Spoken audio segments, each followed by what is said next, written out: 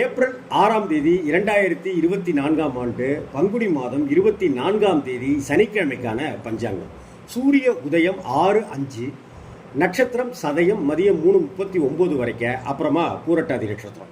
திதி தேய்பிரை துவாதசி பகல் 19 வரைக்கும், அப்புறமா திரையோதசி. யோகம் சுபம் காலை 6:14 வரை, அதன் பிறகு சுப்ரம் இரவு 2:19 வரைக்கும், பிறகு பிராமியம். கரணம் தைதுளை பகல் 10:19 வரைக்கும், பிறகு கரசை இரவு 8:38 வரைக்கும், அடுத்து வனசை.